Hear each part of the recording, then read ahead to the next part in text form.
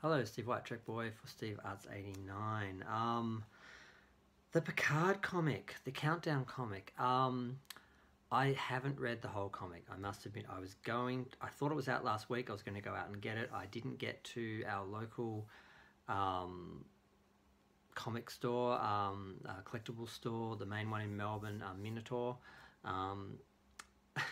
So I have to wait or buy it online, but there's enough to talk about actually doing an actual review of the comic, so I will get it. I'm not sure if I want to buy the physical comic, because if I like Picard, I will want to have the physical comic, but will they do a graphic novel version, collected version, because there's only 3 of them? Will they do a little skinny one, or will they just do the single issues, or should I just get the digital comic, which is what I get for all the Star Trek comics? I don't know. So I use being late as an excuse to put that in the too hard bin and work it out later.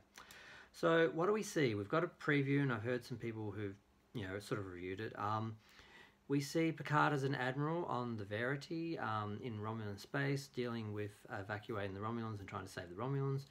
We see the carers on his planet. They're partly indebted. They feel that he tried to save them, so they owed him, and they had nowhere else to go, basically, and they knew, I guess, that he would take care of them and make sure they didn't have to deal with discrimination. So we sort of get a little bit of backstory on who these people are and where they're from. We see Geordi, who is in charge of Utopia Planitia, which is kind of nicer, I guess, than him cruising around on a starship. It makes more sense for him to take charge of that. And he's working on some warp project for Picard in relation to the mission with Romulus. We see models of the Enterprise F and the Enterprise E facing off on his desk, and there's some question as to which Enterprise will we see. I thought about this myself. Will we see the E, because it's roughly 23 years from when it came into commission or last seen? I can't remember. I need to do the math myself. That's what someone else said. But yeah, it's about 20 years. So they could still be using the E with a few retrofits, or not even with some retrofits. There are other ships that have stayed in service for decades. Some cynical people may say it's just because they were trying to save on models, but if you look at current military use of ships and that, they don't just throw them away every 2 years like a new car.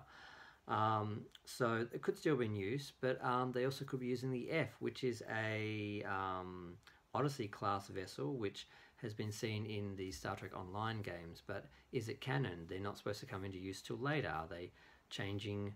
Are they just taking the canon and doing what they want with it and making these ships now in service years before they are supposed to be? Wouldn't surprise me. Now, the new comic is written by Mike Wiseman? I wrote it down, I can't see it. No, Mike Johnson. Sorry, Mike Johnson. And he wrote the original Countdown. Now, the original Countdowns were supposed to be canon. The original one for the Star Trek 2009 film, which was like a huge seller. It was like on the Times bestseller list or whatever. That was supposed to be canon. Apparently it isn't now. Apparently they're overriding that Countdown with this Countdown.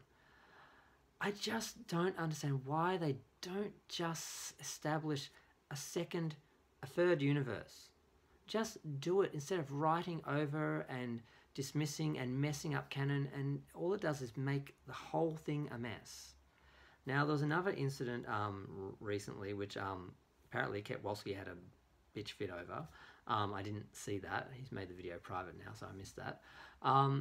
Basically, CBS released a Star Trek timeline, and it was a correct timeline. It didn't include Discovery.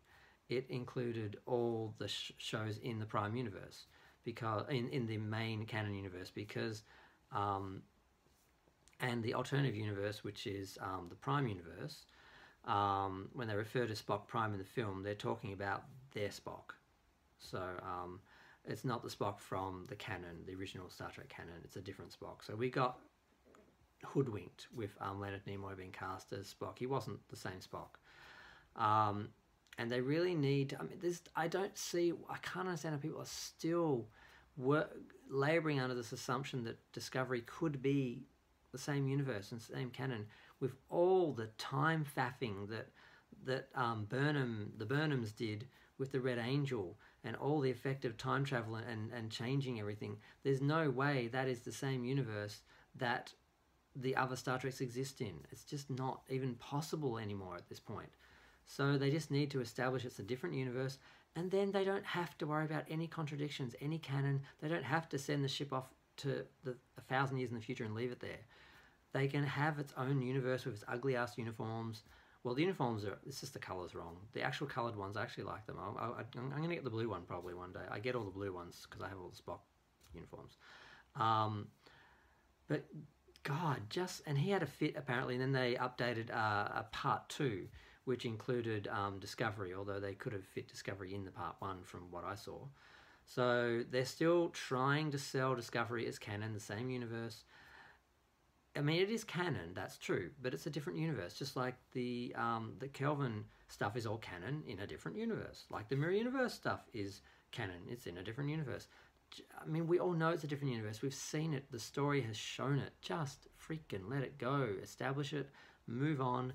God willing, someone in the whole new CBS Paramount merger universe now that exists will just fix the mess that the individual parties didn't want to fix because they had their own agendas. So hopefully that'll be sorted. Now, so far as the comic, I think I've covered everything I know. The first issue, of course, is out November. The second one will be December. The third one will be January, just before the show premieres for it shown. We do see a bridge, which apparently is the Verity, which is the same bridge that we see on the Odyssey class. So whether it's that class, the ship is that class, whether it's a different class, or whether they just have similar designs on the bridge, because, you know, I mean, with a lot of that's established in Star Trek with a lot of the set reuse and that they sort of have established that. So there's no reason why that can't continue, because A, it just goes along with canon, but it also does save them money so far as designing a new bridge for every single ship. They don't have to.